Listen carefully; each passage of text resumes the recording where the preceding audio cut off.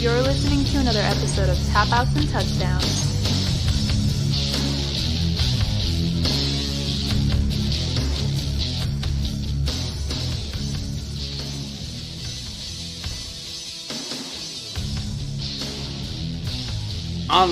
I don't know what it is about hardcore Holly's theme music. It just gets me like in the mood to fight, man. I feel like Dan Campbell is in the locker room with me right now. I don't even know who that is, so that works. It's okay. I'll show you some videos from hardcore Holly, but okay. Folks, welcome to another Football Wednesday here on Tap Outs and Touchdowns. As always, it's your guy Bully Rye alongside my friend Banker Bill. And Bill, the football season's winding down as far as like the actual like pro football season, man. What's going on, bud? Winding down. I mean, it's the regular season is over. So, I mean, can you believe it? I hate this. Oh, wait, time out. I like this time of the year for the same reason I hate this time of the year, because when you go through football season, it feels like it just started almost the entire time until there's like 3 weeks left in the season. You're like, football season just started. It just started. And now here we are. Season's over. Dolphins are done playing. Your team, obviously, number one seed in the whole NFL. The whole NFL. They took it from Kansas City this week, but number one seed in the NFC. And it's freaking playoff time, man. And this is usually when I don't care about it anymore because my team very rarely plays in the playoffs. But they have been the last few seasons. Didn't make it this year. Whatever. Well, that is what it is. But yeah, here we are.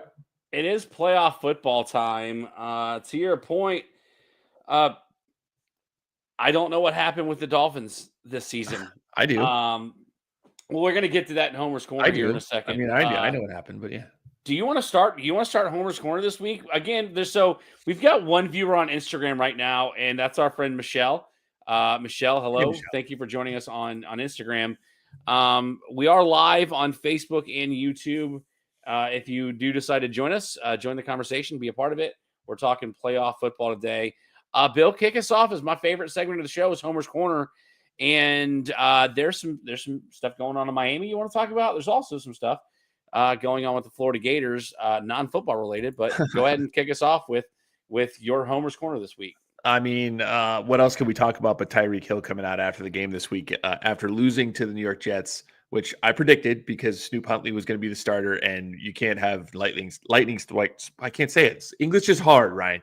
You can't have lightning strike twice 2 weeks in a row. It didn't happen. Snoop became Snoop again, played terribly, and the Miami Dolphins go home with a loss. Didn't matter. Denver ended up killing the scrub team that Kansas City fielded against them out in Denver, and probably for good reason. I mean, now that we know that Cincinnati would have been in the playoffs. Anyway, but so Miami obviously has an issue in New York. Terrible. Tyreek Hill quits in the second half, won't go back in the game. And then after the game, he says things like, I'm going to open that door, bro. I'm out, which everyone, obviously interpreted that as I'm out of Miami, don't want to be here anymore. Okay, that's interesting that players think that they're able to do those kinds of things. Listen, Tyreek, you're not in college. You sound like you never went to college when you talk. But at the same time, this isn't the transfer portal, my friend. You are under contract, and you just can't go, you know what? I'm out, bro. You're not AB. And Ryan, did you see that he posted on his Instagram a Photoshop picture of his face on Antonio Brown's body when he quit on the Buccaneers? That's what Tyreek did the day after the game. I lost complete respect for the man after that, because if anybody supports Antonio Brown, the guy has clear mental illness. He does not stop just doing weird stuff on social media. Antonio Brown. It's CTE. Yes, it's there's CTE something wrong. Live and in picture. Vontaze Burfict wrecked Antonio Brown. Just wrecked him with that one hit. He's never been the same. Clearly issues. Tyreek Hill posts a picture that he's now Antonio Brown. So all of this stuff means, yes, maybe Tyreek Hill wants to leave the Miami Dolphins, and that's fine. Except he's under contract. He took the bag instead of worrying about championships. That's what Tyreek Hill chose to do. Now he wants to go back on that because he hasn't made the playoffs for the first time in his career. Wah.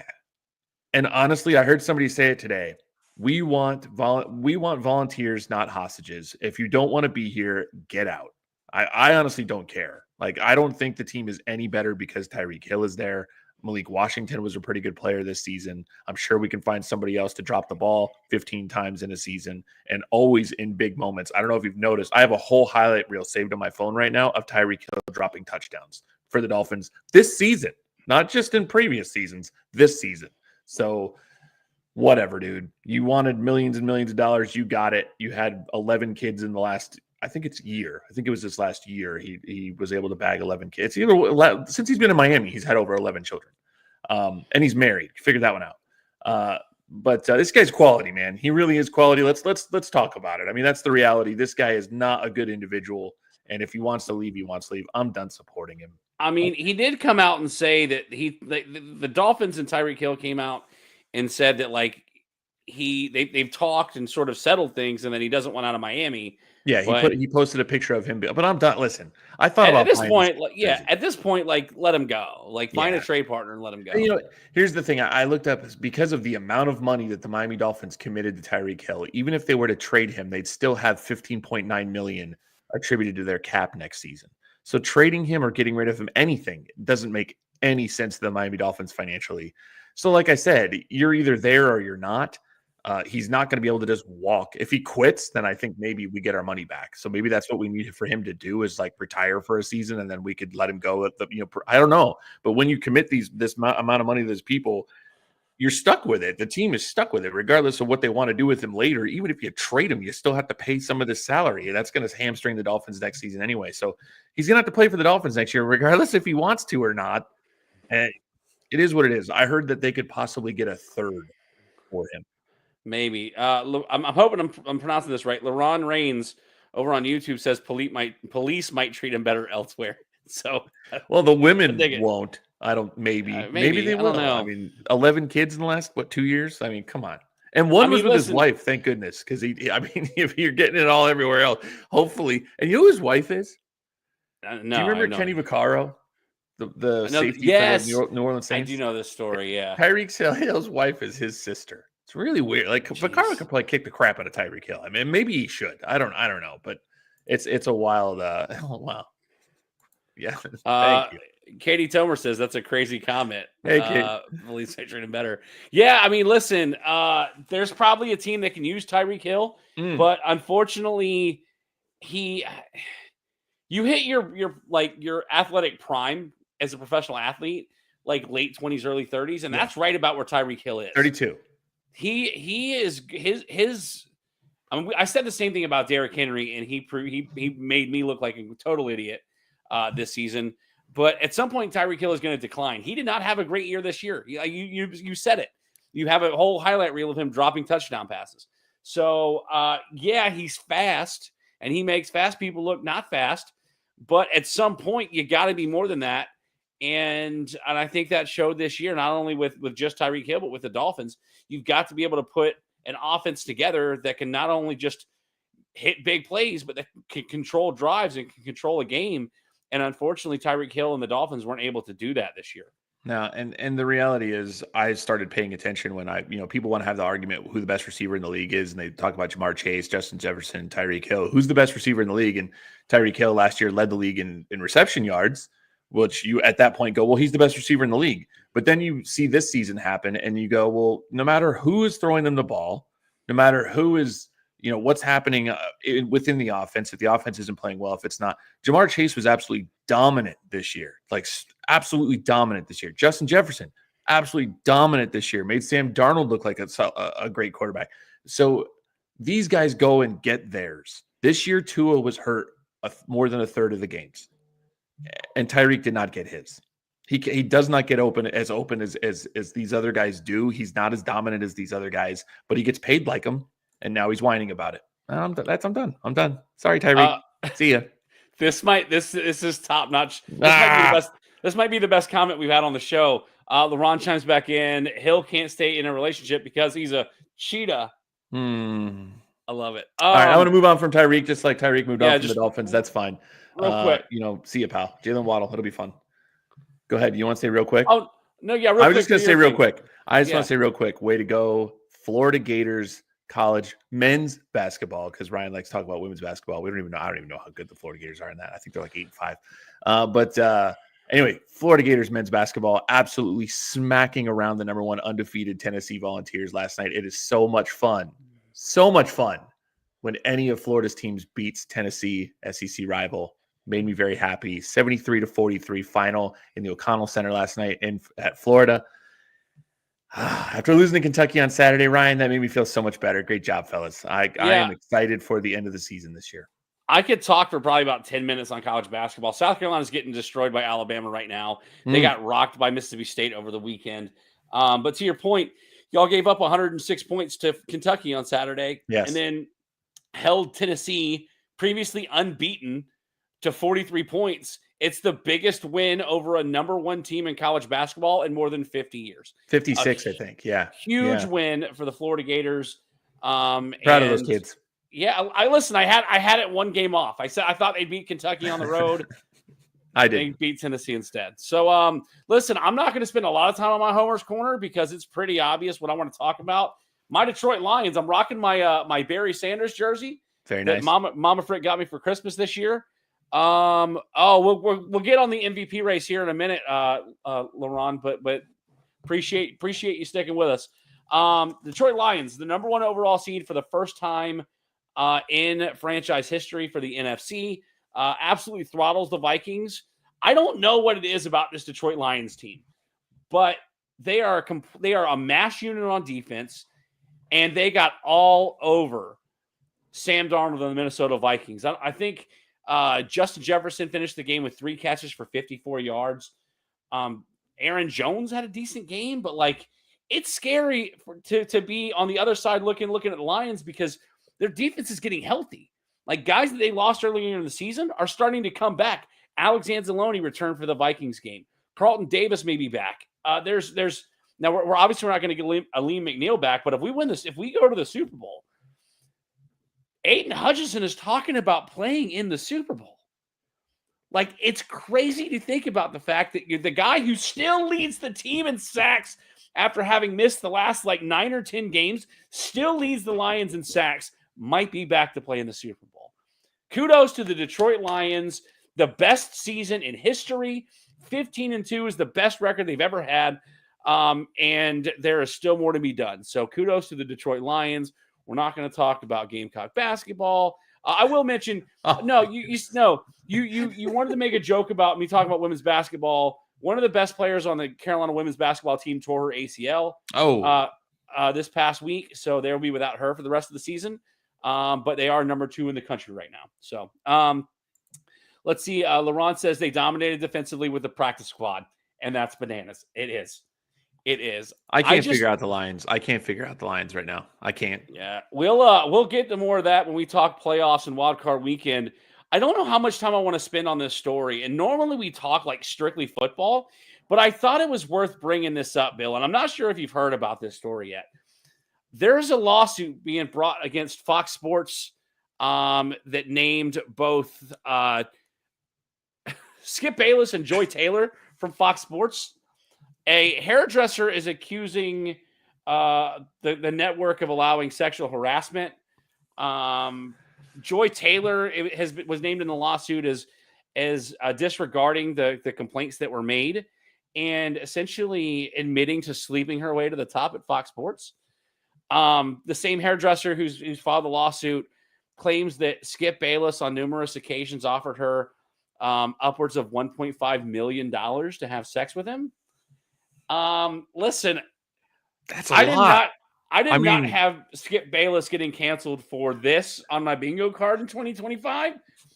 But if this is what it takes to keep Skip Bayless away from the media and away from social media, I'm here for it. What are your thoughts on this lawsuit being brought against Fox Sports and Skip Bayless? Ladies, when a man offers you $1.5 million to have sex, just do it. No, I was kidding. That's not what I mean. just do it, man. It's 1.5. No, it's funny. What are you being so high and mighty for? You'll do it for free most of the time out on the streets. No, I watched a video the other day. It was one of those questions would you cheat on me for $1 million? Yes, without hesitation. And I would expect you to do the same thing. That's 6 years salary for us for one. Like, oh, and I got to get. Mm-hmm. Oh no, right, yeah. this is so sad. Like, Obviously, No, we go ahead. don't condone sexual harassment here. The Tap No. Outs and Touchdowns podcast. Yeah. But Skip Bayless, what are you doing, man? Seriously. Like, wow. Hey, I love how you trim my fade in the back. How about $1.5 million? You let me see those. Mm-hmm. Like, what are you doing, man? Like, Ron says, wow. I'll take 1,500. Yes. I mean, see, really. I mean, this is wild. But Joy Taylor. I will say the only thing I can say about Joy Taylor, other than the fact that she is Jason Taylor's sister, which, Jason Taylor, the Miami Dolphins, Miami Dolphins, right? Yeah. She kind of showed up out of nowhere, to be honest. When she got the job with Colin Cowherd, I was like, Joy Taylor. Like, he had there was a blonde girl, I forget her name, that was on that show, and I think she got promoted, and then all of a sudden, like, Joy came out of nowhere. She had never, I don't remember her being like a guest. I used to listen to Colin occasionally. And I don't remember her being a guest host on the show. And then she had she was the sidekick to Colin Cowherd, which is like their, middle of the day Fox Sports Radio, like flagship staple. Sports talk show. Yeah, staple. I'm like, where did she get that job from? And then this comes out, and I'm like, oh, because she's already like moved beyond that. And here's what I want to know though: where does Emmanuel Acho pull weight? Like, where did that happen all of a sudden? Like, how was sleeping with? I think that was just a side piece. I don't think sleeping with Emmanuel Acho was actually to get, like, she just wanted to sleep with Emmanuel Acho. Like, he's not a bad man. That's fine.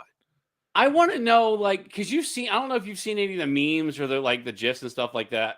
Like there was one where Skip Bayless over here, like, and it was an argument that he had with Shannon Sharp, and he's like, "It's my turn." No, you said it was my turn. Talking about Joy Taylor, like.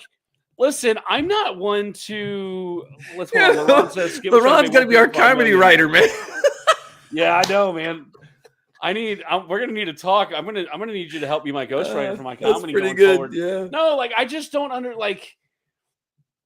I don't want to be that misogynist that like wants to throw all these different insults out of there, but like, who didn't have a shot with Joy Taylor? Like, that's wow. Like, if this is how it went, like, God forbid. And then with Charlie Dixon, who's like a big time executive with Fox Sports, that's who she was clearly accused of sleeping with to work her way to the top. I don't know. This is just a crazy story. Like, it's wild.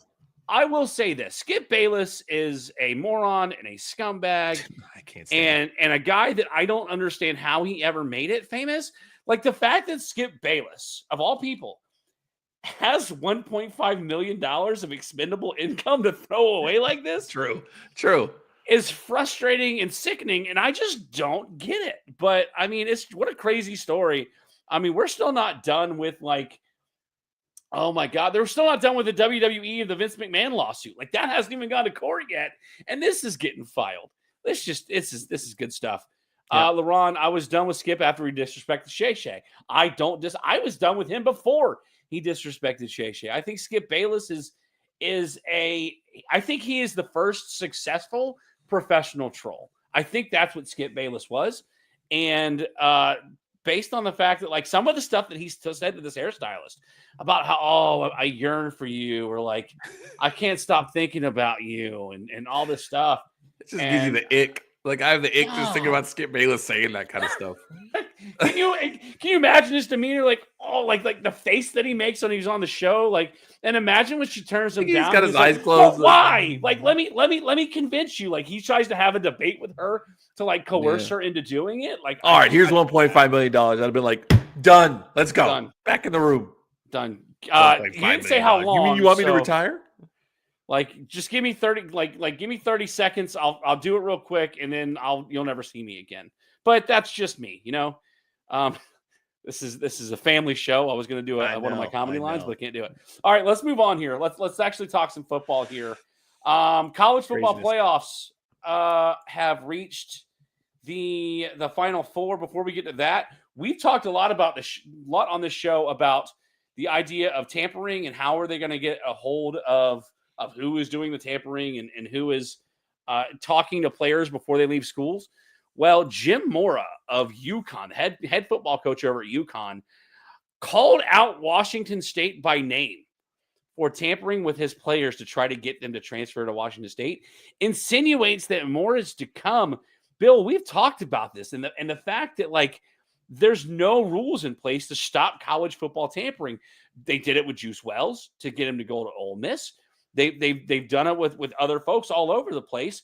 And Jim Mora is basically ready to stand on business and take the system down. What can we do to stop tampering in college football? I have zero clue. Somebody has to set a rule here. I don't know if it's the NCAA. I don't know if it's like the conferences. I have no idea, but somebody has to be able to impose penalties to the teams that are accused of this. But at the same time, then you have to prove it. And there's situations in the NFL where the NFL handles it. Like the NFL front office handles situations where teams are accused of tampering. They do an investigation. They decide whether or not it happened. And there's going to be something that proves that it happened. That happened to the Miami Dolphins. They lost the first round pick 2 years ago because of it. What do you lose in this situation? Scholarships? Okay. But who can impose those? It would have to be the NCAA, I would imagine, because they're the ones that impose the penalties for scholarship issues when it comes to recruiting violations. So I imagine they would have to do the same thing here. But there's no rules. They haven't said what tampering is. We talked about, South Carolina having that issue with Sellers being called, and they called out Auburn. They said it was Auburn was calling, like, hey, we come to Auburn, like we got NIL money for you. Auburn got another South Carolina quarterback, by the way. There was a guy that transferred out. They still got a quarterback out of South Carolina. So that's what I'm saying. Is we know that Auburn was offering $3 million in NIL money, and then he signs with South Carolina because he wanted to stay at South Carolina because he's from Florence, South Carolina. So he wanted to stay there. They give him $2.7 million. That was good enough for him to stay. But he said after the LSU win that his phone started ringing. And his friend said his phone was ringing all the time. And then when he beat Clemson, they said the phone never stopped ringing. It was constant ringing. And this kid's supposed to be going to class. Like, he's supposed to be going to class at that point. And he just gets constant phone calls from football teams.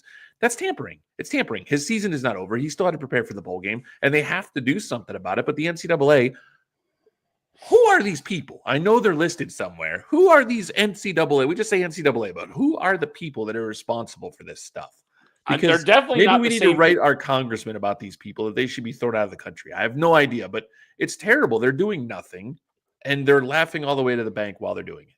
Well, they're definitely not the same people in charge of the College Football Playoff Committee. No. LaRon Reigns says both the transfer portal is the Wild West right now, and NCAA penalties come way after the fact. I don't disagree. And they're not big enough. They're not big enough for anybody to care. Like, if you do the tampering and Sellers does transfer to Auburn and he gives you a winning season because he's a great player, like, who cares if you lose 3 scholarships for it? Here's my thing. Considering the fact that next year they're supposed to be, I guess, categorized as school employees, right? Like, that's changing. Like, they will be paid. There's a revenue sharing system that has to go into place starting next season to where they're all going to get paid, essentially making them professional athletes at this point. Like, let's go ahead and disregard the student athlete. They're going to class, sure, but they're professional athletes at this point.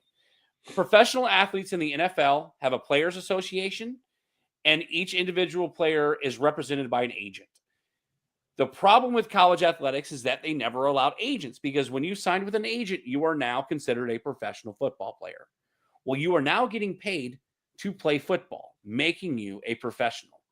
I think what they're going to have to do is they're going to have, like, because they've already got NIL agencies at these universities. South Carolina was one of the first ones to do it, where they have an NIL program where people come into the program, they go to the NIL office, and they sort of work out different NIL deals to get all these kids paid. They get them sponsorships. Like Spencer Rattler had a Toyota dealership or something sponsor him, so he got to drive brand new trucks his entire time at South Carolina.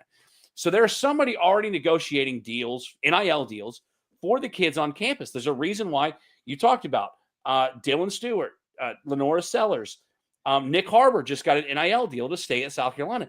So there are people negotiating these deals.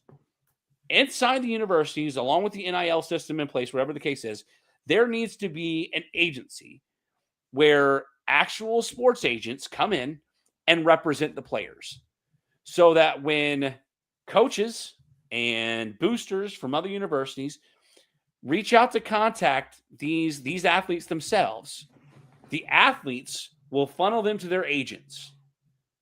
And when they don't go through the right process of contacting the agent first, turn it into the NCAA, there's a violation. Not only revoke scholarships, but they're going to have to start penalizing the schools. So let's just say hypothetically there's a $250,000 salary cap. It's going to be way higher than that. You got a $250,000 salary cap. If you're caught tampering, that salary cap drops to $200,000. So the $50,000, it's not just scholarships real that penalties. you're losing, yeah, but real penalties so that you don't have the money to pay your players because you tried to steal them from another school. There's going to have to be monetary, like penalties that actually make you feel like you're missing something, or we're going to continue to see this Wild West play out. We've talked about it numerous times on this show that NIL and the transfer portal without regulation is ruining college athletics, and this is a prime example of what it's doing. Let's move on. We are at the Final Four. We talked about this a little bit last week, but we are finally at the college football semifinals as we get this week, Thursday and Friday night, the Orange Bowl and the Cotton Bowl, respectively. We're going to pick these games later in the show. But Bill, what are your thoughts on the fact that we see a potential Notre Dame independent that could play for a national championship? We could see a rematch of a Big Ten showdown with Penn State and Ohio State, neither of which won the Big Ten. Like, what are your thoughts on the four teams that we have in the Final Four? I think it's, as the bracket has played out, I think obviously it's the right four teams. This has made it very. I guess my biggest thought is I hope we have good games finally. Maybe we've only had one decent game, and it wasn't a full decent game. It was a fourth quarter and overtime decent game. But before that, it was a beatdown, and Arizona State made it interesting. I'm excited about the matchups. I'm very worried that Penn State's going to win the national title, and I've been saying all season that they're not a threat to win the national title. I still believe that because I do not think they're better than Ohio State, but any given Saturday, I guess, any given Monday in this case. But we'll see. I'm excited. I'm not really worried about Notre Dame in the way that Paul Feinbaum is worried about Notre Dame. Paul Feinbaum hates Notre Dame because, Notre Dame has been interesting. He also hates the ACC too. Yeah. Well, Notre Dame has been interesting how they've handled their not being in a conference, and then when they didn't have any place to play in COVID, they basically used the ACC as a lifeboat. And then when the ACC says, "Why don't you join the conference?" they said, "Oh no, we don't need you." Yeah. So that was, but that's Paul Feinbaum's issue. I don't have an issue with Notre Dame. They're a brand, and it's good for college football if they were to be, that they're at this point because there's a huge fan base there. But I think it'll be fun, man. I'm looking forward to it. I'm glad we get 2 nights of football, Thursday and Friday, which is tomorrow night. So technically, starting Thursday, we get 5 nights of football. Yeah, so that'll be because Monday Night Football has a playoff game. Yeah, so that'll be cool. So I'm excited about that. So I'm looking forward to seeing these games. I really hope they're a game. That's all I care, man. I don't have a dog in the fight, so I just hope that there's a good game out there.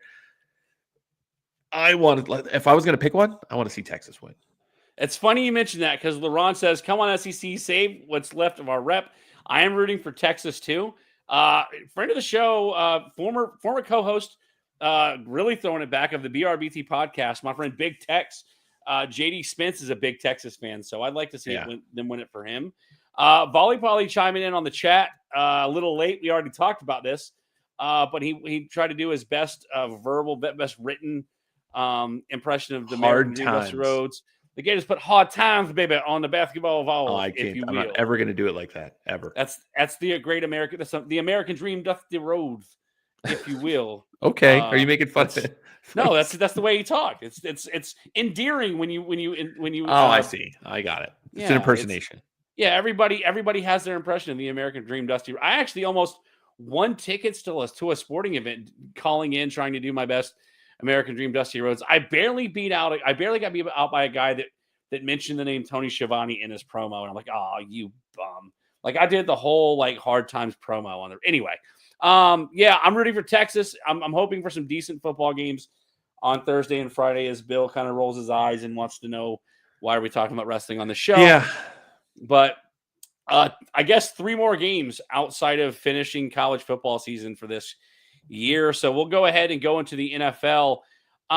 Before we get into the Pro Bowl and all-pro rosters, Bill, LaRon earlier wanted to know our take on the MVP race in the NFL. I think we talked about this on last week's show or the week prior. I wasn't a fan of the Philadelphia Eagles sitting down Saquon Barkley when he was 100. something yards away from breaking Eric Dickerson's record. To me, I think that sort of hurts his not that he ever had a chance in the first place, but if he had played in week 18 and broken the record, I don't see a way that you could have made him not at least co-MVP with Lamar Jackson, because they've done co-MVPs in NFL history. We've talked about it a few weeks ago. We went through all of the rushing leaders where every running back that rushed for 2,000 yards in a season and how many of them won MVPs. And I think I think you could make an argument for it, but the fact that he didn't play in week 18 sort of hurts his chances. And Bill, I know you've been vocal about it. And I think the front runner right now is Lamar Jackson. I mean, I think he's improved as a passer. Yeah. Like the fact that he's a not just a serviceable passing quarterback. The dude can throw bombs. He's like, I don't know, like when you had running quarterbacks in the past, like sure, Cam Newton had an arm and he had the ability to run, but he was like a linebacker running at 6'5". But Lamar Jackson is like, I don't know how you really compare him to anybody. He's got the running ability of a Michael Vick with, I don't know, with the arm. I think he's a more talented Steve Young. Like Steve Young could run and pass, but he never really was able to get out in the open and run with speed like Lamar Jackson, a la Michael Vick. I don't know. I don't think there's any other question about whether or not it's Lamar Jackson or anybody else. Bill, is there anybody else that can make a claim? Like Lamar, I know a lot of people are talking, right? Yeah, he won it last year. Yeah. So there's people that are saying that Joe Burrow deserves it despite the fact that they didn't make the playoffs. Like, is there any argument that can be made for no. anybody else other than Lamar Jackson? No, I mean, Joe Burrow is fantastic, but he had a great Jamar Chase was fantastic on that team as well. So yeah, Lamar doesn't have anybody to throw to. Let's say that. Like Rashad Bateman. What's the Bateman? He has a Pro Bowl wide receiver on the team. Zay Flowers made the Pro Bowl this year. I know, because Lamar is crazy good. I mean, it's not Jamar Chase. It's not just Jefferson. It's not. He had Hollywood Brown, and Hollywood Brown didn't do much. I mean, it's right. Okay, so let's go from there. Lamar has increased exponentially his stats from last year. 41 touchdowns to 24 passing. 41 to 24. Almost 4,200 yards passing. He only had 3,600 last year. I'm not even going to look at the rushing stats because I know it's probably comparable. I think he probably has more rushing stats this season. I'm thinking. Because I think he broke something this year. I don't know. His passer rating is 119.6, and that's after playing poorly this weekend. He only had a 50% completion percentage against the Browns. Who cares? They still won because the Browns are terrible. But 41 touchdowns.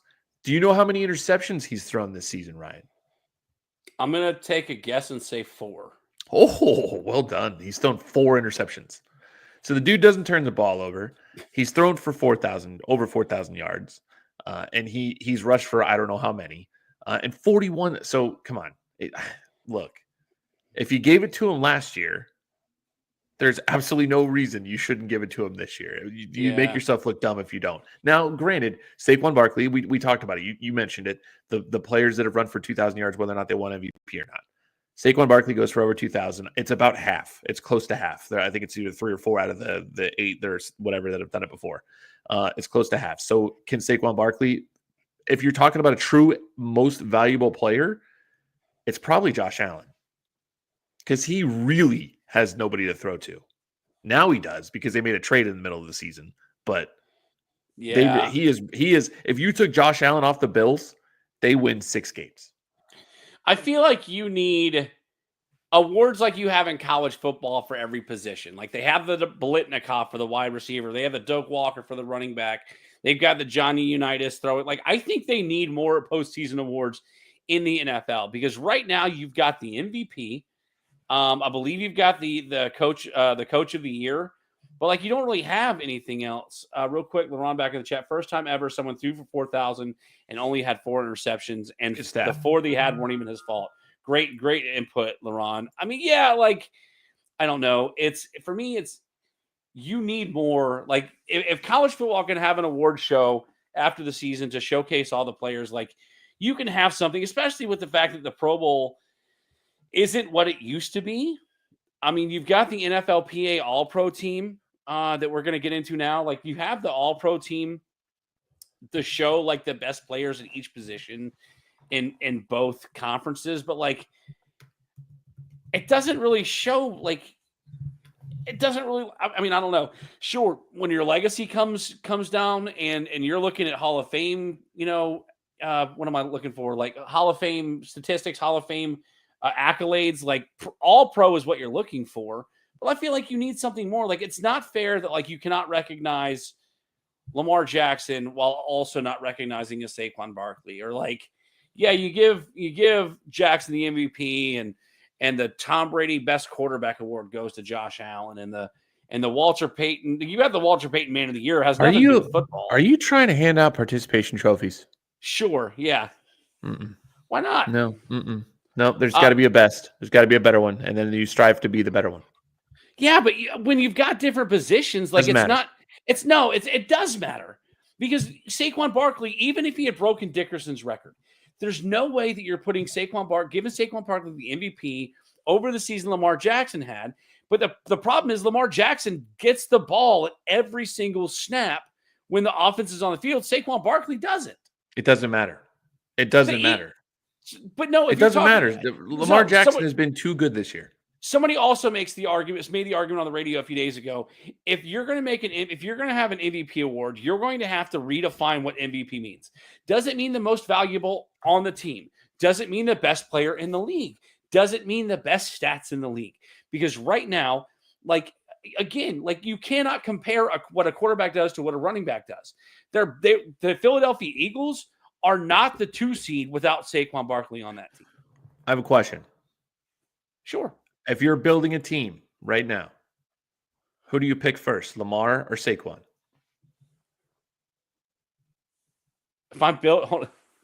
If you're building a team and you're like, I need to get the best players on my team to give me the best chance to win, which player do you choose? Do you choose Saquon first? Do you choose Lamar? I know you know the answer to this question. Don't answer wrong because I just proved you wrong.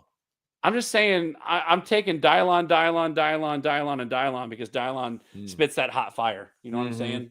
It's a Dave Chappelle reference. I know you don't want to tell you. Okay, you're right, Bill. I'm sorry. I'll stop arguing. Volley Polly wants me to acknowledge Lamar as my tribal chief. LaRon says that the NBA does it with scoring titles and whatnot. Yeah, I mean, I'm not a Lamar fan, and I think you know that. I think you know that I'm not a Lamar fan. I always call him a breadstick. He's a skinny man. He's gotten bigger. And then he got smaller. I think he went bigger than small. Anyway, it doesn't matter. Coming out of Louisville, he was a really small man. I didn't think he'd make it in the NFL. I really believe that. I thought he was going to get hit and it was going to be over with. He's been good. This season, he was really fantastic. I mean, he's been really good. I didn't think he deserved the MVP last year. They probably screwed up giving it to him. I have no idea why they did. Maybe because he did things that other quarterbacks weren't doing with the running and the passing at the same time pretty well. This year, it's been astronomical. He's so much better than everybody else right now. It'd be unfair not to give it to him again. Yeah, I feel bad for Saquon. Sorry, buddy. Like, there are other guys that ran for 2,000 yards and didn't win the MVP. We talked about it. It's about half and half. Yeah, the reason they don't win it is because somebody else had a great season. Like when Peyton Manning set records at Denver, I think somebody ran for 2,000 yards. Was it 2,000 yards that year? It was like Derrick Henry or something had 2,000 yards that year. Yeah, I Peyton won the MVP. I think there's an opportunity. If there's ever an opportunity to have another season with a co-MVP, this is it. I think you could argue that you could give it to both Lamar and I think had he beat the rushing record, then yes. But since he didn't, then no. So Bill, it's LaRon just another says 2,000-yard season. You're a hater without saying you're a hater. I'm not a hater of Lamar Jackson. I'm just not a fan. He fails in the playoffs. Show it to me this month. If he does it this month, I'll stop hating on him. Yeah, I was on the Cat Cave earlier this week, and we were talking about playoffs and what we thought would happen. I think there's only 3 teams in the NFL that have a shot to win the AFC, and it's obviously it's Baltimore, Buffalo, and Kansas City. And we'll talk about that when we get to more playoff talk here later in the show. Let's talk about the Pro Bowl and the All Pro roster. Have you got a chance to take a look at the Pro Bowl selections, Bill? We talked about the Pro Bowl last week and the people very briefly. Yeah. I'm not listen. I just said I wasn't a fan of Lamar. Let me tell you what else I'm not a fan of. I'm not a fan of the Pro Bowl anymore. It's kind of dumb. I liked it back when I was a kid. Really? I liked it when I was a kid, and they like when Sean Taylor absolutely destroyed that punter from the Buffalo Bills. That made me happy because I hate the Bills. But now it's kind of just goofy. I actually kind of like the games a little bit. That's different. It's different to me to watch these guys having fun and you get to see their personalities and things like that. But when Tyler Huntley, who I got to see play firsthand for the Miami Dolphins, won the passing competition, I think it was last year in the Pro Bowl, I was like, I'm done with it. Like, come on, guy can't throw. Here's my was it 2 years ago? It's 2 years ago. The NBA All-Star weekend, you get to see like the skill contest, right? You get the dunk contest, the 3-point contest. You get all these different things to tie in, like the celebrity game, and the actual like All-Star game falls off because it's not great, right? The NFL Pro Bowl got to the point where like it wasn't competitive because nobody wanted to get hurt, and it was one of those things that like it was a snooze fest. And so like how can we improve this? The Pro Bowl, let's make them the Pro Bowl games, and let's do skill contests. Let's do a kicking contest, and like you said, a passing contest. I think Derek Carr won it last year, the year before. So I like the fact that they're trying to do things to make it interesting for the audience, because without that, it would fall off. LeBron even says it's hard to make the Pro Bowl fun because you can't just toss a bunch of alley-oops like the NBA All-Star game. But like you sort of make it competitive by doing the flag football because there's not contact, which means like nobody's going to get rocked and take concussions and stuff in the flag football game. And the fact that like they let everybody sort of get in to play it's fun to me. The problem is that like when players obviously make the Super Bowl, the players that made the Pro Bowl on those Super Bowl rosters don't get to play. Then you have alternates, and then people decline because they don't want to get hurt because they're going through their own surgeries, their own recovery, and all that stuff. So then there's more alternates. Like you said, then you have a Tyler Huntley playing in the Pro Bowl, in one of the Pro Bowl games when he's clearly not one of the best three quarterbacks in either the AFC or the NFC. That's the only gripe that I have. I think they should do the Pro Bowl either midway through the season or after the Super Bowl. Like, because otherwise, like they used to do it after the Super Bowl. Yeah, they need to go back to doing it after the Super Bowl, so that the Super Bowl champions that are on the Pro Bowl rosters it was a week after the Super Bowl to at least come back. So, but to your point, like the rosters to me is what makes me lose interest in the Pro Bowl. On the other side of it, the All-Pro team put on by the NFL Players Association feels like it holds a little more meaning. Like that's the team that you want to make. Volley Polly says they need to make the Pro Bowl midway like the Major League Baseball. Laurent says they need to monetize like the Major League Baseball. I'm with Laurent. Monetize it. No. Incentivize the Pro Bowl. No. So that they can you know what? It interesting. I want to live in a world. I want to live in the world that I grew up in, where you didn't have to monetize everything to make guys want to give effort. I mean, this is why communism doesn't work. There's no pride in anything anymore. I don't want to look like I'm good. I just want to make sure you pay me. Come on. But if they get hurt and they're never the same player in a Pro Bowl game, don't you feel like you wish they at least could have gotten something out of it? But it's not going to be life-changing money. They'll never be able to make it. Like, it's not like if you score a touchdown, you get $3 million. Like, they're never going to. That's what these guys. It would have to be more than that for these guys to care. Not necessarily. What? How much are you going to give a guy? How much are you going to give Tyreek Hill that makes $30 million a year to score a touchdown in the Pro Bowl? Give the MVP of the Pro Bowl of the flag football game $1 billion, like a new car or something. That's not enough for these guys. $30 million. You know how many new cars you can buy with $30 million? Like 1,000. Sure it is. You get a sack on the quarterback, cash. You get a pick, cash. Score. It would have to be too much money, and nobody's ever going to, because the Pro Bowl doesn't. It's not important enough to anybody, and the Pro Bowl is not going to be watched, so they're not going to get the TV deal out of the Pro Bowl, so they're not going to have enough money to pay these guys for them to care. It might help with guys like rookies like Brock Bowers, who's going to his first Pro Bowl and isn't making like top tight end money, despite the fact that he's a top tight end in the NFL. Maybe it's the title at that point, though. But it's the title. They're excited that I got named to the Pro Bowl. I got Brock Bowers made the All Pro team as a rookie. Sometimes I just want to hit you in the throat. I know, but it's ridiculous. You're never going to get these guys. If you can't motivate them just to play football and be one of the greats in the game, then how are you going to motivate them with money? They make too much to do it with that. These guys. They don't. I mean, really? Is that where we are now? Is that where we are?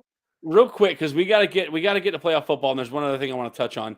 You got a chance to take a look at the All Pro teams put on by the NFLPA? Yes, I did. I just said that Brock Bowers made the All Pro team. Yeah, he did make the All-Pro team, as did Lamar Jackson, Jamar Chase. I'm gonna say right now, this is all a joke, and I don't care about any of it anymore. You don't want to know why? Because Dexter Lawrence didn't make the Pro Bowl, but he's on the All-Pro team. And then they put Roquan Smith on the All-Pro team. And there was a huge argument that came out that said Roquan Smith shouldn't even be in the Pro Bowl because he didn't have a very good season. And then the players voted him as the best off-ball linebacker. Stop. It's all just a popularity contest. Now it's just popularity with the players instead of who actually can play football. LeBron chimes back in. NBA players bust their ass for the midseason tourney, and it's just $100,000 bonus. You know, they wait a minute. Do they actually play defense? No, I stopped watching the midseason tournament. They do. In the midseason tournament, they barely do. The problem with we're not going to get in a conversation about the NBA. The problem is that the NBA has become a 3-point competition every week, and they're looking at things to do to help make the game what old timers like you should remember what NBA. It's called pride. It's called not wanting to be scored on because it's pride to be a good defensive basketball team. All these guys care about is the coin because they make $12 million to ride the pine. It's about pride. What is it? What do you call it when Aaron Rodgers decides to leave Green Bay for greener pastures and doesn't have a winning season? And now we're asking if he's played his final down in the NFL. You think Aaron Rodgers? Yeah, you think Aaron Rodgers is back next season? I mean, I don't think he is. Let me ask the genie. I don't know. The Jets. I don't think he is. The Jets stink. I think Aaron Rodgers stinks. True. I think and he has good receivers now too. But he as long as he plays Miami every week, he's fine. He'll throw for 300 yards and like 3 or 4 touchdowns. It doesn't matter. Miami had a good defense this year too, and Aaron Rodgers picked him apart twice. Let's not go to that. Let's not talk about that though. Anyway, I think if they had kept Robert Saleh, then maybe he comes back. I think he was having an okay relationship with him as long as he's able to tell him what to do. He is such an enigma. He's such an enigma. He's such a weird guy. I think if they allow him to run things this offseason and kind of pick the people, like, why is Alan Lazard there? Why do you bring your friend who sucks? Like, he wanted him there. I know, but he's not good. So, like, why is he there? I hope he's there. I mean, he will pick Miami apart again. He wants him in Pittsburgh because he's a Ravens fan. He wants Aaron Rodgers. Exactly. Like, he's not good anymore. You know what's weird? He doesn't have any. It's funny to watch him play, even though he picked the Dolphins apart. I hate to even bring this up, but he doesn't have any kind of fundamentals anymore. Like every pass, he's like flicking it and just doing like Aaron Rodgers. It doesn't make like really good passes anymore. I don't think he should be, but I just have this weird feeling he's going to try to do it one more year to prove he's got something. I don't know. Why would he do it? Just go sit in the dark room for the rest of your life, Aaron. Like, we're done with you. In fairness, the season that Brett Favre spent in New York, it wasn't a great season. And then he played for the Vikings for a year. It was good. And he probably should have went to the Super Bowl that year. Yeah. But, it's what happens when you throw interceptions late in games. And the New Orleans Saints has a bounty over your head. So, literally. You have to remind us of that because that coach is still coaching. Yeah, because he's a bum. And like Brett, listen, I don't know if I said it on the show. I got a 12-hour ban from Twitter last week. I love it. Because I told Brett Bielema that I hope he and we were just talking about it. What's his name that coaches for the Broncos? Sean Payton. I hope that Brett Bielema and Sean Payton chokes on the same hot dog. And it got me kicked off X for 12 hours. Would that be like a Lady in the Tramp moment when they're eating the spaghetti? They'd be eating the same hot dog at the same time. That'd be weird. That'd be weird. But then after when they meet each other, they get shocked and they suck it down and choke. I think that would probably be like an NSFW meme. I think I'd be in trouble for watching that at work. Like if there's a video of it. I mean, listen, you do you. It's all right. Jesus, let's move on. All right, the NFL. That's what we need right now. We need some of that. This show has gone off the rails. We talked about Skip Bayless offering $1.5 million per sack, and now we're talking about. You brought that up. Sean Payton. I did not bring that up. Lady in the Tramping a hot dog. That's hilarious. This has been the most random show that we've done. The Wild Card Weekend is upon us. We get 2 bye weeks, one for Kansas City, one for the Detroit Lions. The matchups this weekend feature the Bills and the Broncos, the Ravens and the Steelers, and the Texans and the Chargers in the AFC. The Chargers are right now contemplating if they're going to be able to play in Los Angeles with the Wildfires down in Southern California. Having said all that, is there a lower seed that sticks out to you this week that you think has a chance to go into the division round next weekend? Yes. There's 2. At least maybe 3. No, just the AFC. Let's talk just the AFC. Let's talk the AFC. AFC Can Los Angeles beat Houston? Yes. Houston's been up and down all season. Los Angeles looks like they're getting stronger at the last minute. Let's see how Justin Herbert plays in the playoffs because he didn't do very well last time he played Jacksonville. That if anybody remembers that one. Can Pittsburgh beat Baltimore? No. Denver, can they beat Buffalo? Yeah, I think so. I think Denver's a little bit scary. Bo Nix looks really good, man. That baffles me. But does anybody remember him playing for Auburn? Man, can that guy mature? Yeah, he's like Sam Darnold of college football, and now he's decent as a rookie. Green Bay beat Philadelphia. Oh yeah, let's talk about. Hold on, let's. Oh, we're doing AFC. That's right. I got you. Yeah, let's go to the NFC. The NFC side, you've got the Eagles and Packers, the Bucs and the Commanders, the Rams and the Vikings. The Vikings losing to the Lions on Sunday Night Football drops them all the way out to the 5 seed, despite the fact that they are 14-3. They have more wins than any other wild card team, and more wins than both the other division champions in the Buccaneers and Rams. So let's talk about the NFC here. Any of these teams you think can pull upsets this weekend? Ryan, who did Minnesota lose to this season? They lost twice to the Lions, and I can't remember the other team they lost to. The Rams. The Rams beat the Lions and the Vikings this year. Yeah, so the Rams, that's going to be an interesting game because Minnesota has to avenge that loss. Can they win that game? Of course, but we have to see if Sam Darnold's going to be the Sam Darnold we've seen all season or the Sam Darnold we saw against the Lions because that was not good. Can Washington beat Tampa Bay? I think they do. I think Washington's a pretty good team. But let's root for Baker. We always want to root for Baker. Like he's the perennial underdog. Come on. He's always an underdog now because he got pooped on in Cleveland. Like big time. The Browns totally brown. As someone who hosts the Carolina Panthers podcast, I can't root for the Buccaneers in anything. That's not fair. That's not fair. No, you know what? We'll say Green Bay Philadelphia is going to be fun. I was rooting for Mike Evans to hit 1,000 yards, and I'm glad he did it. Considering he missed like a third of the season and still hit 1,000 yards. That's awesome, and he freaked out. That was really cool. Where they allowed the team to celebrate on the field and like run off the bench and didn't throw a 15-yard penalty. Like, thank you to the NFL for that one. Yeah, Green Bay playing Philadelphia, that could be fun. Depends on the health of Jalen Hurts. He should be back this week, I would imagine. But McKee has looked pretty good, man. Oh, come on. He hasn't been playing. Come on, he hasn't been playing playoff teams. Come on. That's fair. Wildcard weekend this weekend. We're going to get to podcast pick'ems now. We're going to pick every single game that's taking place of relevance this weekend. Unfortunately for me, Bill just took over the second half of the season. The pick'em standings goes Baker Bill 48-35. I went 1-4 again last week, 42-40. I've fallen all the way almost to under 500 at this point. So I'm going to try to have a strong week to finish the season. Let's start in college football with the Orange Bowl, the college football playoff semifinal. It takes place 7:30 Thursday night over on ESPN. The 7th seed Notre Dame Fighting Irish are a 1.5-point favorite, taking on the 6th seed Penn State. Bill, the lines moved since the last time that I gave them to you. So Notre Dame by 1.5. Who plays for the national championship, Notre Dame or Penn State? Man, oh man. You know, this is tough for me, Ryan, because I didn't feel like Notre Dame should be there from day one, and now they beat Georgia. Wow. Honestly, and you know how I feel about Penn State. This is tough. Man, I have no idea. This is a true pick'em game. I have no idea. Give me Notre Dame. All right. Bill, I think that's a terrible pick. But they beat Georgia. Man, I'm not sure.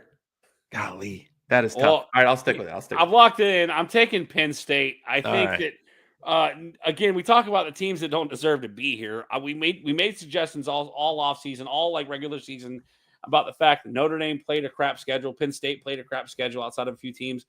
Unfortunately, Penn State's had an easier ride in the playoffs. I mean, they got to beat to beat Boise State last week. Whereas now, granted, Notre Dame beat Georgia with a first-time starter quarterback in Gunnar Stockton. But Stockton played well. He played well. But the problem is that, and I was listening to the Rob Brown show on the Fan Upstate. Shout out to Rob Brown, and he was talking about the fact that Notre Dame doesn't have much of an offense. Like even in the game against Georgia, I think we put up 24 points. So I don't like Notre Dame's offense. Which is why I'm taking Penn State to win this game. I think this will be a low scoring game. Probably. And for that matter, I don't think it's going to be very exciting. So give me Penn State to beat Notre Dame. Well, it's exciting because it's happening. Yeah. Don't be upset that it's over. Be happy that it happened. All right. Yeah. The second college football playoff game features the Cotton Bowl over in Arlington, Texas, at AT&T Stadium. The 8th seed Ohio State are a 5.5-point favorite against crazy. the 5 seed Texas. I'll tell you right now, I'm taking Texas. Not because I think they're going to win, but because I just can't pick Ohio State. Did you see what Ohio State did to Oregon? Yeah, I'm aware. But they also lost. They also lost to Oregon earlier in the season. They also lost to a really bad Michigan team. I think the fact that Oregon almost played a month without playing football had something to do with it. They got a fresh Texas team. If Quinn Ewers isn't doing it, they can put Arch Manning in. And Arch Manning, either one of those quarterbacks are better than Dylan Gabriel for Oregon, in my opinion. Give me Texas to get the upset and play Penn State for the national championship. I also don't want to see an all Big Ten national championship because that would just grind my gears. Bill, what say you? Ohio State against Texas? It's not going to be because Notre Dame's going to win this game, win against Penn State. But I still think Ohio State is the best team in the nation, but 5.5 is a lot. But I think they cover. I think Ohio State is the best team, and it's not that close. I don't. They played Penn State on the road. They beat Penn State on the road. I know you say Michigan was a bad team, but they were starting to get better at the end of the season and put it on Alabama in the bowl game with basically a backup quarterback after their, Orgy had to come in and finish that game out, and they still beat them. So, yeah, I think Ohio State's the best team in the country, and I think they beat Texas, and we'll see how that goes. Hopefully it's closer than the Rose Bowl. Well, we are one step closer to crowning a national championship in college football. Meanwhile, in the NFL, the games go in this order unless something changes with the Los Angeles schedule regarding their wildfires. Hold on. Volley Polly posted a comment. Well, it looks like Bill will widen his lead and prove that he is truly the best in the world. This is why you're never getting a T-shirt. I want to know what my record was in week 10. We'll do it off the air. We'll do it off the air, and we'll bring. Well, I don't have time tonight, but I need to figure that out. I'm gonna have to go watch. I've got a spreadsheet where I keep it. I can look it up. I need to know what I was at one point in the season because I know it was terrible and it's gone crazy since then. All right, the wild card weekend kicks off Saturday afternoon as the 5 seed Chargers. I was going to say, why are they worried about? I think they're worried about practicing. Are the Chargers? They're a 3-point favorite on the road at the 4 seed Houston Texans. Again, 4:30 kickoff over on CBS. Bill, you said you thought the Chargers could beat Houston. Do they do it? I do think they can beat them. I'm not sure. You said they're a favorite right now? They're a 3-point favorite. They're getting 3 points at the Texans. Yeah, give me Houston at home in the playoffs. That's a really hard win by the Chargers. That might be hardballed a little bit, but I think Houston. Stroud's been bad this year. Well, let's call it what it is. He's been pretty bad. Oh, sophomore slump? No, don't. I know, right? Which is wild because he was one of the best rookie quarterbacks we'd ever seen. And so he's been bad. So he's got to figure it out this weekend, and hopefully he does because I think at home it's hard to pick against Texans. Yeah, I mean, I don't know. There was another rookie quarterback that got a lot of hate last year and most of this season, and all he did was score 5 touchdowns in Week 18 against a team that was fighting for the playoffs. Oh no, Bryce Young might be better than C.J. Stroud. Oh no, no, I'm kidding. I am going to take the Chargers over the Texans. I don't think the Texans are that good. You just ruined your credibility just by kind of joking about that. I'm kidding, but no, I am going to take the Chargers over the Texans only because. I thought the Texans were going to take a step back. They did. The problem is that the rest of the AFC South was a total dumpster fire, as we expected, with Anthony Richardson coming to what we knew he would be. And then the Jags firing Doug Peterson shows how bad they fell off. So yeah, give me the Chargers to take the Texans. I think we also need to have a conversation about changing the seeding. And I think you said no, but I think a conversation needs to be had to change the seeding regarding the records. You make the playoffs by winning your division. You're seeded by your record and all that stuff, but that's neither here nor there. The next game that takes place this weekend also takes place Saturday night, an 8:00 kickoff on Amazon Prime Video. So this is an Amazon Prime exclusive game as the 6th seed Pittsburgh Steelers travel out to Baltimore to take on the 3 seed Ravens. The Ravens, and I'm going to double check this because I think I checked it already. The Ravens are a 9.5 point favorite against the Steelers, and that is accurate. It's a division game too. Like, this is a division rivalry, but the Steelers lost like 5 in a row to end the season, including to the Bengals.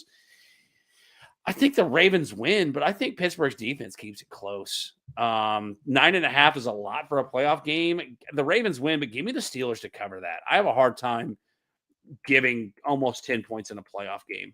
Bill, what say you? Wow, that's crazy. Yeah. So the Steelers played twice this season. In Baltimore, the Ravens beat them by 17. So in Pittsburgh won by 2. So 9.5. Come on, Vegas. What are you out of your? Come on. Wow. I will go out on a limb here. I think Justin Fields sees the field in this game a little bit. I think they run 2 quarterbacks out for this game. That's just silly. Give me the Ravens. I think the Ravens are a much better team. Lamar fails in the playoffs, but he usually waits around. So, yeah, I think the Ravens they cover. They're better. All right. Next up on the docket, the 7 seed Denver Broncos travel out to Buffalo to take on the 2 seed Bills. Sunday, 1:00 kickoff over on CBS. The Bills are an 8.5 point favorite. Bill, what say you? Broncos at Bills. 8.5. What is going on in Vegas right now? Nobody believes in the underdog this year. Give me the Bills. The Bills are a better team, and I think they're going to be steamrolling. Yeah, I would like to see Sean Payton lose every game that he coaches ever again to infinity. Give me the Bills to cover this 9 points. Next up, Sunday afternoon, the Green Bay Packers, your last seed in the NFC, takes on the Philadelphia Eagles, the 2 seed. The Eagles are a 4.5 point favorite over Sunday 4:30 over kickoff over on Fox. Listen, the Packers, I don't want to say the Packers are a feel-good story, considering a Lions fan. As a Lions fan, I can't stand the Packers. But at some point, Cinderella's chariot turns into a pumpkin. I think that's what happens this weekend. Saquon Barkley makes the Packers look dumb. Maybe we see another backward turtle. I don't know. Give me the Eagles to cover the 4.5. You are dumb. No, I'm kidding. I take the Eagles too. You said Packers are going to look dumb, so I was saying you are dumb. Yeah, no, I got you. Yeah, I think the Eagles are better. All right, next up, this is the Sunday night football game over on Peacock and NBC. If I can get this to work right here on the screen, the Washington Commanders, the 6th seed in the NFC, taking on the 3 seed Tampa Bay Buccaneers. The Buccaneers are a 3 point favorite at home. Bill, give me the Commanders to win outright. I like the Commanders to get the win. I'll go with you on that one. Yeah, I'll take the Commanders on that one too. I don't think the Buccaneers. They kind of got in with a bad division and really bad division. The crazy thing is, had the Falcons beaten the Panthers and the Bucs lost this game to the Saints, I know they would have been. And the Saints gave them a really hard time. They did. Spencer Rattler played pretty well until the second half. So yeah, I like the Commanders to win this game outright. And then probably, I would imagine this has got to be the game of the weekend. That's why it was scheduled for Monday Night Football over on ABC and ESPN. What it could have been the 1 seed in home field advantage instead is the 5 seed on the road. The Minnesota Vikings traveling. This is what they were worried about, whether the Rams were going to get to play at home, not the Chargers traveling to Houston. The Rams, they might play this game. They're talking about playing this game in a different stadium because of the wildfires in LA. But the Vikings, the line was at 2.5 when this game first went out. It has shrunk down. The Vikings are a 1 point favorite at the 4 seed Los Angeles Rams, which is basically a pick'em game. Monday, 8:00 over on ABC, ESPN. Bill, who you got? Vikings at the Chargers on Monday Night Football. Which Vikings team are we going to see? That's what I'm nervous about. I think if we see the team that played against is Detroit really that good? But if we see the team that played against Detroit this last week, they don't have a shot against the Rams. And the Vikings are favored on the road. That's wild. Are we gonna see Matt Stafford in this game? Is he playing? Is that going to be a thing? Yeah, Matt Stafford's playing. What do you mean? As they rested him last week because they were like, let's make sure he's not hurt. Yeah, I think they're already the won the Rams. division. I don't believe in Sam Bradford or Sam Bradford. Yes, I don't believe in him. I don't either. believe him anymore. Yeah, I don't believe in Darnold. So I'm nervous that the Vikings are going to fail. I'm very worried about what they just put up against Detroit. So I think the Rams win this game. Being at home is such a big thing in the playoffs, and it's going to be crazy there. And they're not terrible. So I think that, and they've beat them already. So I think they beat them again. Yeah, give me the Rams as well. Not for nothing. The Vikings have had a very good season, right? They have. They really have. They've exceeded expectations. Unfortunately, they were exposed by a really depleted Detroit Lions defense. And Sam Darnold probably cost himself a lot of money on Monday Night Football. He is going into this offseason as a free agent. Now, they did activate Daniel Jones ahead of this game in case something does happen to Sam Darnold. Danny Dimes sitting in the shadows. How? Waiting to take over the reins. He's barely better than you or I at quarterback.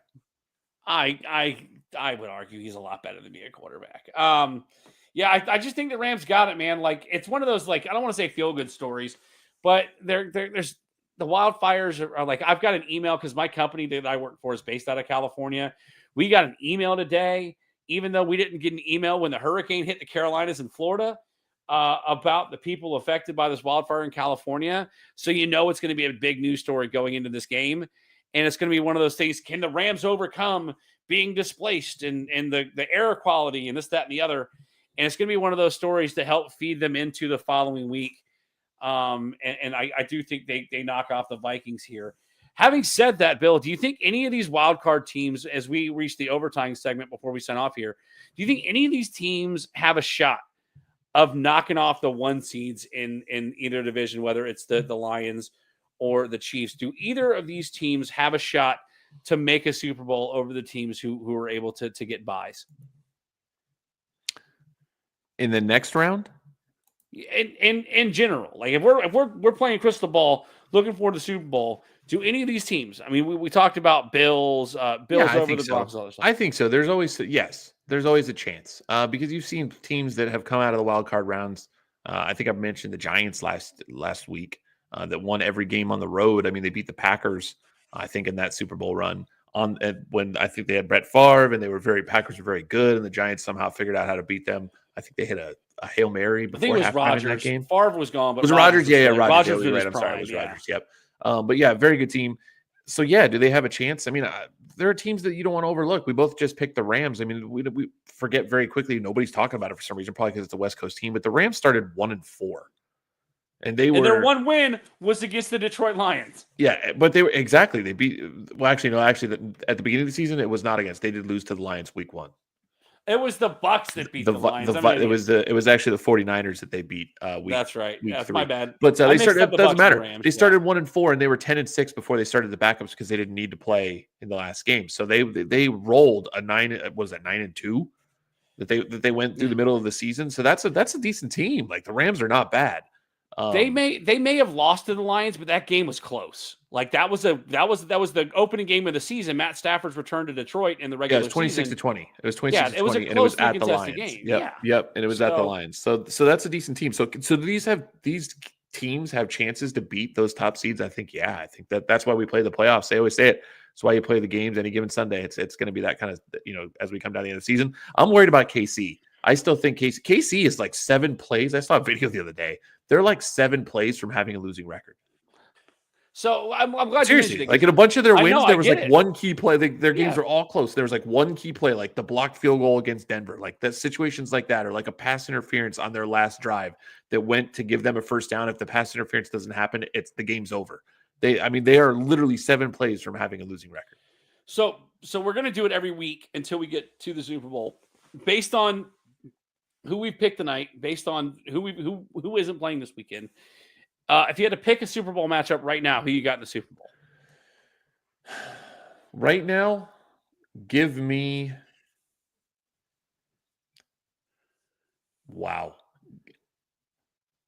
Detroit and Baltimore. Ooh, I'm taking Detroit and Kansas City. I know you're worried because Kansas City won all those games by like single scores and plays. But I'm going to throw you one out there because a few years ago, the Vikings had a season like that where they made the playoffs. They won more single score games than anybody, single digit score games than anybody in the league. And they got beat by the Giants in the playoffs, right? The Kansas City Chiefs might have won a lot of those games very narrowly, but you got to think how many players they were missing throughout the regular season. They traded for DeAndre Hopkins right before the trade deadline because they were depleted at wide receiver. No Rashee Rice, no Hollywood Brown, no Isaiah Pacheco in the backfield. All three of those guys are back. Plus, you've got DeAndre Hopkins back there. Their offense, like they're a pretty good defensive team. No, they're a very good defensive team. Yeah. Actually, they won most of their games with defense this year. They're not a good offensive team. That's the thing, though. They've got a good defense, and now their offense is getting healthy, which makes Kansas City the most dangerous team in the playoffs. Give me Kansas City, Detroit in the Super Bowl. You have Mahomes. I say they're not a good offensive team, but anyway, it doesn't matter. They're a good offensive team, but they're not a great. Their defense is fantastic. It's going into wild card weekend. They were skewed this weekend because they got beat 38-0. Prior to that, their spread was almost 100 points and it was their defense that was the really good part of the team. Well, they'd given up less than 300 points all season, which is really good for. They played their practice squad against the Broncos starting lineup last weekend. So going into wild card weekend, you've got Ravens Lions. I've got Chiefs Lions. Let's see what happens going into the division round next week. But for tonight, make sure if you haven't already done so, if you were watching the show on YouTube or Instagram, make sure you go and follow the show on Facebook at facebook.com/tapouts and touchdowns. I am also over on X where I share the YouTube feed tonight at Tapouts and TDs. And if you're watching the show on Facebook or elsewhere, go to YouTube and follow the show, like and subscribe at Tapouts and Touchdowns. And then if you ever want to catch the show on Instagram, I'm at Ryan Frick Comedy over on Instagram. Thanks everybody who was a part of the show tonight. We had some really good conversations. Volley Polly was in. LaRon Reigns, I got to give a shout out, man. You killed it the entire show. Yeah, super fun. And our comedy writer. I do appreciate everything that you said. Your daughter Katie was in the chat tonight for a little while, so appreciate her for sticking around for a little bit. But thanks to everybody who's a part of the show. Some good news. We are headed towards the road to WrestleMania. So we are going to have some wrestling shows coming up soon. I am trying to get a couple people to come come join the show with me to have some wrestling talk. Desmond Johnson of Tobacco Road Sports Radio and the Keep Pounding Podcast Network. He and I talked. We did the Cat Cave together this week, my Carolina Panther show. We talked about coming together and doing a show for pro wrestling. So we will have a show, a wrestling show at some point coming. And then next week, we're going to get to sort of review Wildcard Weekend, review the Final Four, and look ahead to the national championship game in college football, as well as the divisional round in the NFL. So thanks to everybody who was a part of the show, everybody that joined us. Thanks to anybody who's listening over on the podcast channels, whether it's Spotify, Apple, or Google Podcasts, wherever it is that you listen to your podcast. Thank you. Share the show with your friends. Help spread the word. And we'll see you next week for Banker Bill. It's your guy, Bully Ryan. We'll see you next time right here on Tap Outs and Touchdowns.